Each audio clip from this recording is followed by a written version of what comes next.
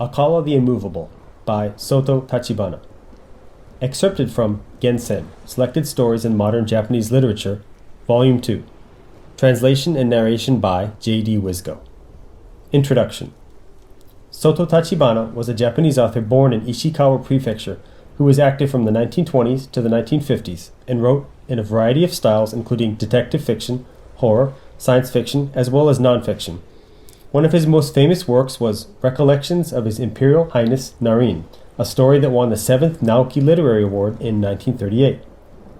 Acala the Immovable is a poignant short story written in the style of a travel essay that was first published in 1937 in the literary magazine New Youth. While apparently fiction, this story's degree of realism hints at being based at least partially on real events. Chapter 1. The Rumoi Port of Hokkaido. While technically called Rumoi City, Rumoi District, Teshio Kuni Province, I seriously doubt anyone would be interested in such a backwater port. Sure, if I told you to take a train from Sapporo on the Soya line towards Wakkanai for 3 hours, change trains at Fukugawa, and then wait another hour and a half until the last stop of the Rumoi line, it would sound like a delightful trip. But in reality, the place is nothing more than a lonely fishing village, barely managing to survive as it shivers in the shadow of the furious waves of a raging northern blizzard. Once, on a chilly evening in the middle of January over a decade ago, I traveled there. Thinking back now, I can't clearly remember why I ever went all the way to that tiny harbor town on the northern tip of Japan, nor was there any specific purpose to my travels around Hokkaido at the time.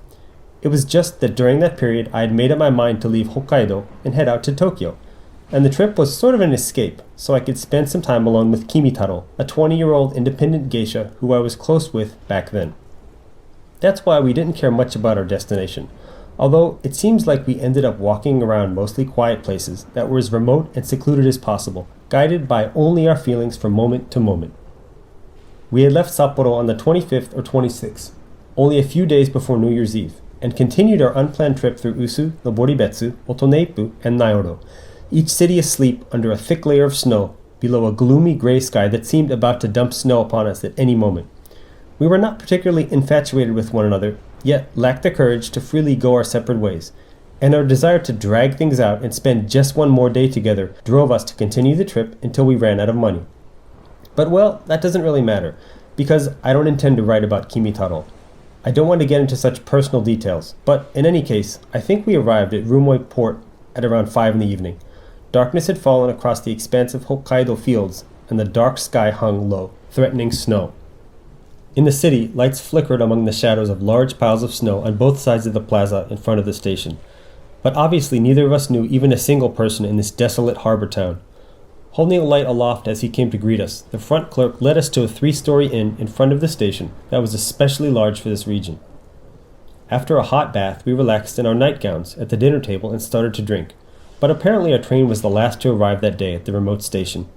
The locomotive car seemed to be in the middle of being swapped, and the sound of steam escaping from around where the engine car would be, together with the tweet of a dull train whistle piercing the silence of the thick, snow-filled night air, made the perfect atmosphere for a country station in winter. In the chilly air we drank hot sake while sitting inside a heated kotatsu table, frequently tossing firewood into the stove that the maid had just left for us. But since we were nursing throats sore from drinking for the last 10 days at every place we stopped and on the train, there was nothing interesting to talk about, nor were the drinks especially appetizing. So at some point, we wrapped things up and climbed into our respective beds. After that, I have no idea how much time passed. Chapter 2. I sprung out of bed when a great commotion outside yanked me out of a dream. From outdoors came the terrible sounds of people screaming and running through the deepening night across streets of frozen snow. My instincts told me this was definitely a fire. Ever since I was young, I've been the type of person who always had to run out and see for myself whenever I heard there was a fire. And in a small town where I didn't know even a single person, that was even more true. I pulled my belt tightly around my gown, hoping that, despite the lack of wind, the fire would conveniently spread until the flames devoured the entire town, when Kimitaro, who I was certain was still asleep, opened her eyes wide below that heavy-looking oval bun. It seems that she too was awakened by the great commotion going on outside.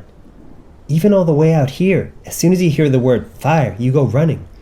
But what if you get lost, not knowing where you're going? She said with a smile. Meanwhile, the crowd surrounding them tried to put out the flames, tossing mattresses they had brought from their houses into the street, chasing around these three people, cushions in hand, frantically screaming out to one another.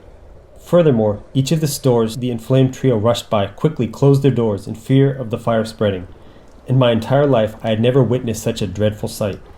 Keeping a good distance from the crimson flames rolling around in the snowy street that glowed white, even at night, dark figures moved about in utter confusion.